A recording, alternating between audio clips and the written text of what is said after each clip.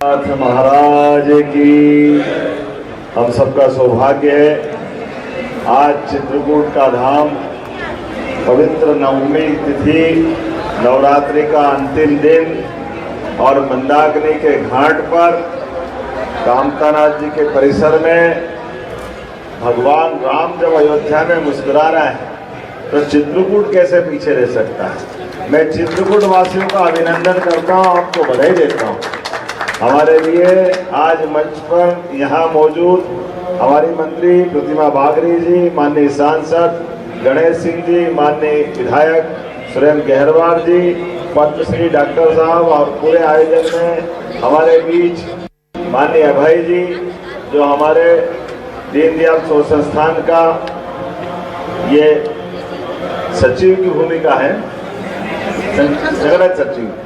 और इस अवसर पर यहाँ की अध्यक्षा सदगुरु सेवा ट्रस्ट, जितने भी अब नाम बोलूँगा तो गलती हो जाएगी, पूरा समाज और सभी सामाजिक संगठन, धार्मिक संगठन, सभी देवस्थान, हर एक कोई व्यक्ति ऐसा आनंद आ रहा है परमात्मा की दया से। इन आंखों को परमात्मा ने यश दिया होगा कि चित्रकूट के घाट पर एक अलौकिक छटा दिखाई दे रही। जोरदार अभिनंदन करें हमारे इस सदर प्रयास के लिए। चाहे उत्तर प्रदेश के हो या मध्य प्रदेश के, हर घाट पर दीप जलाते हुए जो आनंद महसूस हो रहा है, सच्चे अर्थों में परमात्मा की कृपा है, कई जन्मों के पुण्य है कि आज यशस्वी प्रधानमंत्री के नेतृत्व में देश जिस प्रकार से आगे बढ़ रहा है।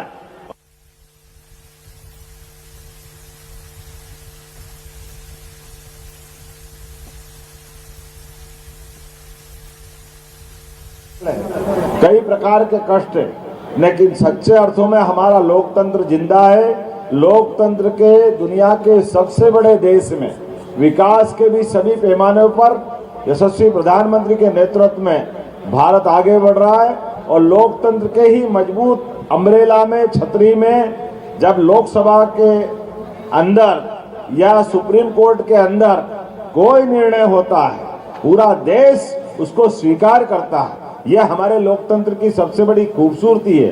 अपने यहाँ कानून और व्यवस्था के बलबूते पर पूरा समाज किसी भी धर्म का हो, आखिरकार सरकार ने निर्णय किया, सुप्रीम कोर्ट से निर्णय हुआ, बगैर कोई दिक्कत के। कितने झंझट हुए भगवान राम के मामले में। पहले ऐसा लग रहा था कि पता नहीं क्या हो जाएगा, लेकिन भगवान राम के धाम में जब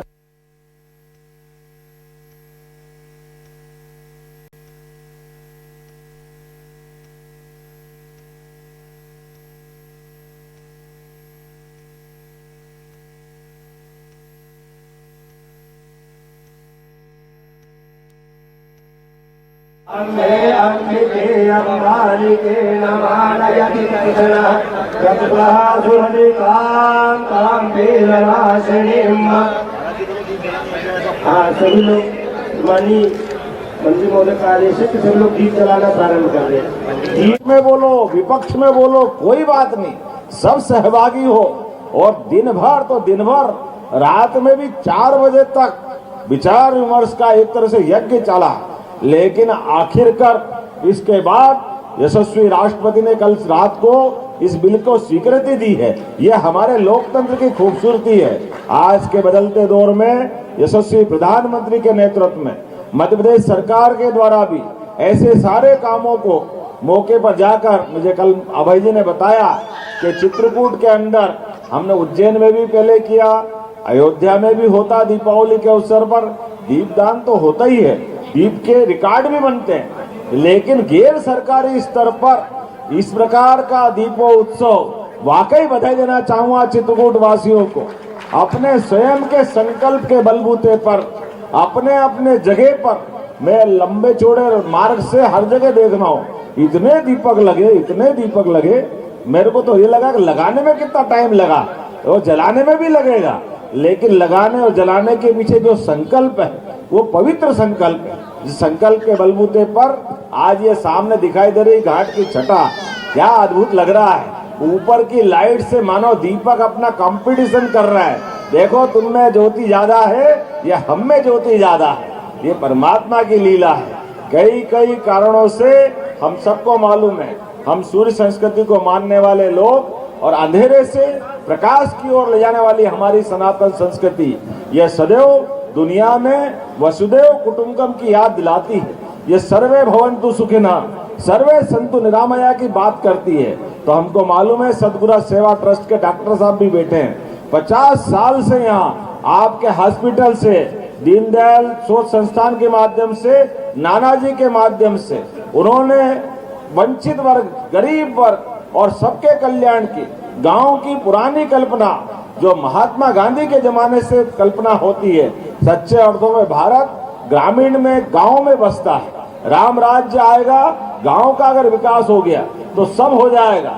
इसलिए परमात्मा की दया से हमारी सरकार भी ऐसे कई मामलों को लेकर आगे चल रही है। सभी देवस्थानों पे पर्याप्त निर्माण कार्य के साथ जो आज के समय के लिए भी जरूरी है, लेकिन प्राचीन आस्था और श्रद्धा के साथ हमारे सभी धर्माचार्यों की उनकी स्वीकृति के साथ उनके मार्गदर्शन में एकात्म धाम अगर हमने सरकार ने तय किया है कि बाबा महाकाल का महालोक का आनंद आया है तो दूसरे ज्योतिर्लिंग ओंकारेश्वर में क्यों आनंद नहीं आना चाहिए। हमने इस सरकार में बजट बना करके पर्याप्त धनराशि रखी है। आने वाले समय में ओंकारेश्वर भी भव्य बनेगा। और क्या ओंकारेश्वर, क्या चित्रकूट, क्या मैहर की माता जी, क्या ओरछा, क्या दतिया, क्या सलकनपुर, क्या उज्जैन, क्या पशुपतिनाथ, जितने 19 शहर के अंदर हमने 1 अप्रैल से शराबबंदी लागू करके अपने इस समाज के अंदर ये संदेश देने का प्रयास किया है। अंततः शराब से परिवार बर्बाद होते हैं, परिवारों में कष्ट बढ़ता है। आने वाले समय में जब हम राम राज्य की तरफ से इस आनंद की तरफ देख रहे हैं तो ऐसी कई विसंगतियों से बचने की जरूरत भी है, खासकर देवस्थानों पे बचने की जरूरत है। मैं इसलिए संक्षिप्त सूचना पे केवल ये मालूम पड़ा कि यहाँ देव दिवाली की तरह आनंद आ रहा है तो रामनवमी दिवाली की तरह हो गई।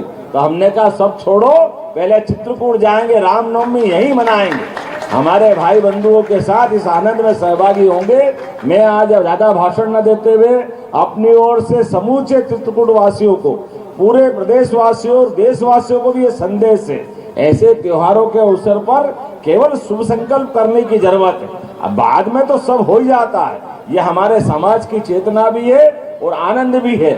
मेरी अपनी ओर से रामनवमी के पावन अवसर पर आप सबके प्रति मंगल कामना, बधाई।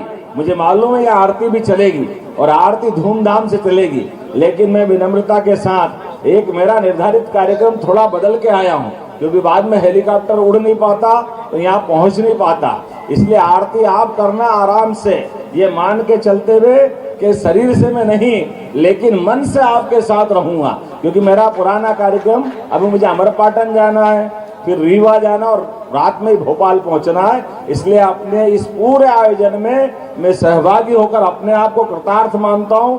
मध्य प्रदेश सरकार की ओर से भी आप सबका अभिनंदन करता हूं। बोला जय जय श्री राम, मंदाकिनी मैया की, कामतानाथ महाराज की, महाकाल महाराज की, प्रभु रामचंद्र भगवान की। बहुत बहुत धन्यवाद, बहुत बहुत धन्यवाद माननीय मुख्यमंत्री जी।